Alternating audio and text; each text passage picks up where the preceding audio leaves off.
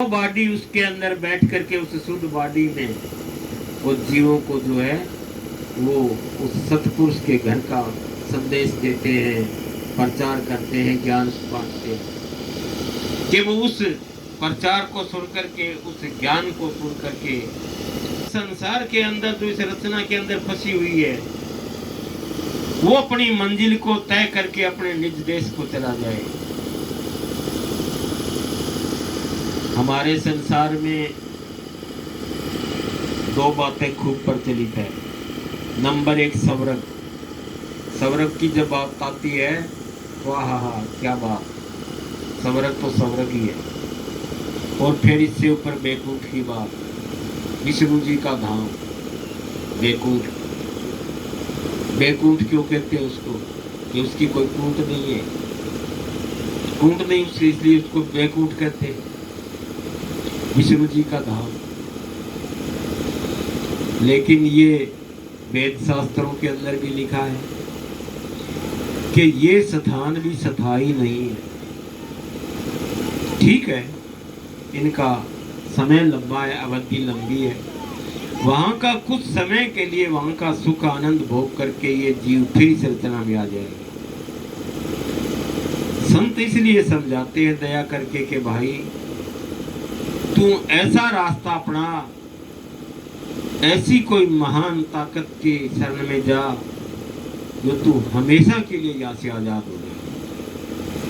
अन्यथा जैसे एक कैदी को एक प्रकार की पैरोल मिल जाती है, महीने के 1.5 महीने की, अब वो महीने 1.5 महीने की पैरोल पे आया, वो जो अपनी भुगतान करके फिर वापस जो वो जेल में चला जाता है। यही हाल हमारा हो। तो सतगुरु की जो बात आती है, सतगुरु के आने से आई बात, सतगुरु के आने में बड़ी खुशियां हैं, बड़े आनंद है। अगर कोई सतगुरु के बारे में जाने तो, नहीं तो ये दे तो फनाए राजा रंग फकीर बादशाह कोई भी है, ये दे किसी की नहीं रही। चाहे कोई कितना ही विद्वान था, चाहे कोई कितना ही महान था, चाहे कोई कितना ही धनवान था, एक दिन इसको त्याग करके सभी चले गए। और एक ना एक दिन हम भी जो है इसको त्याग करके चले जाएंगे।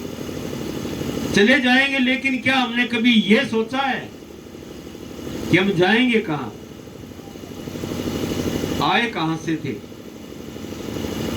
इन बातों की तरफ कभी हमने ध्यान नहीं दिया। और अगर किसी ने दिया है तो नमस्कार है उनको, बारंबार नमस्कार है, जो इस बात की तरफ ध्यान करते हैं।